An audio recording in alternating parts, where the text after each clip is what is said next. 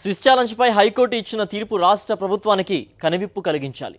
లోపభూయిష్టమైన Swiss విధానంపై ఉన్నత న్యాయస్థానం అనేక అంశాలు ప్రస్తావించింది. లోటుపాట్లు సవరించుకోవాల్సిన ప్రభుత్వం ఆ దిశగా ఆలోచన మాని తీర్పును సవాల్ చేసేందుకే సిద్ధమవుతోంది. కేసీఆర్ పొలిటికల్ కమెంట్ ఇప్పుడు చూద్దాం.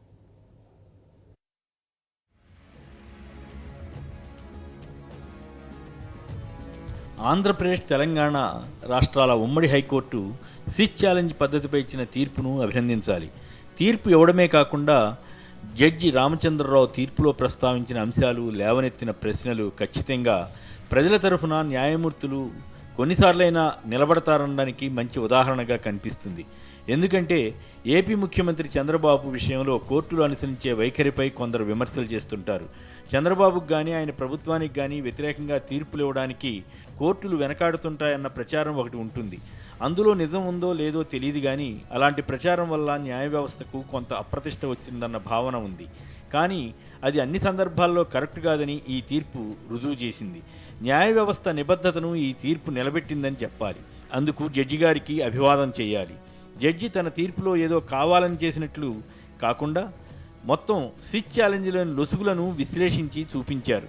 అనేక మంది నిపుణులు అనండి, ఆలోచనాపరులు అనండి, లేవనెత్తిన ప్రశ్నలను జడ్జి గారు కూడా ప్రస్తావించారు.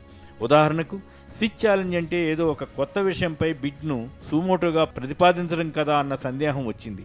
దాన్ని జడ్జి ధృవీకరించి ముందుగానే సింగపూర్ సంస్థలతో ప్రభుత్వం చర్చలు జరిపి ప్రతిపాదన తీసుకోవడం ఏమిటని ప్రశ్నించారు.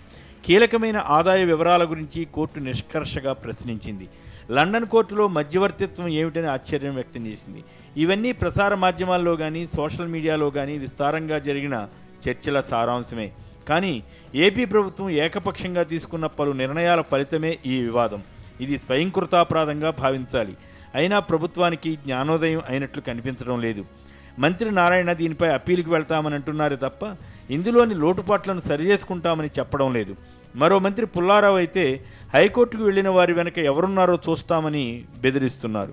ఇంతవరకు అసలు రాజధాని పనులే ఆరంభించలేదు.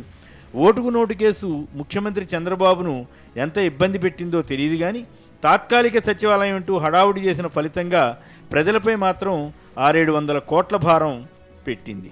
ఇప్పుడు సెక్రటేరియట్, అసెంబ్లీ అన్నీ ఇంత భారీ మొత్తం వెచ్చించి తాత్కాలికంగా కడతారట.